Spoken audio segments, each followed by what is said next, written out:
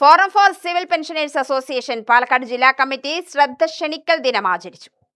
Pension validation നിയമം റദ്ദാക്കുക, 8ാം CPCയിൽ pension വിഷയം ഉൾപ്പെടുത്തുക, OPS പുനഃസ്ഥാപിക്കുക, പൊതുമേഖലാ ബാങ്ക് പെൻഷൻകാരുടെ പെൻഷൻ പരിഷ്കരണം നടത്തുക തുടങ്ങിയ ആവശ്യങ്ങൾ ഉന്നയിച്ചാണ് ദിനം ആചരിച്ചത്.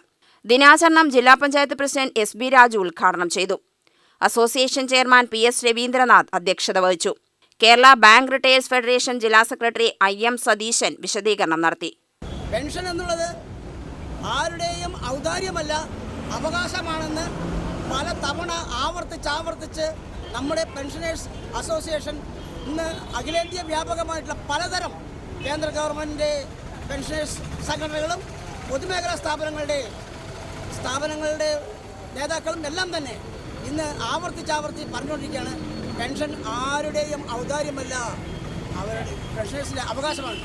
അതുകൊണ്ട് നമ്മൾ ഈ സമരം വിജയിക്കുന്നത് വരെ ശക്തമായി തന്നെ മുന്നോട്ട് പോകും. അതിൽ യാതൊരു തർക്കവുമില്ല.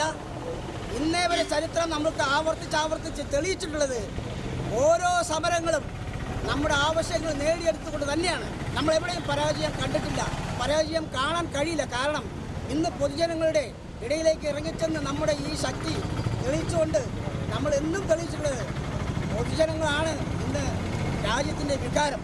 K. ഗോവിന്ദൻ, ബാലസുബ്രഹ്മണ്യൻ എന്നിവർ പ്രസംഗിച്ചു. Joint convener V. രാധാകൃഷ്ണൻ സ്വാഗതവും C. രാജൻ നന്ദിയും പറഞ്ഞു. UTV news, Palakkad.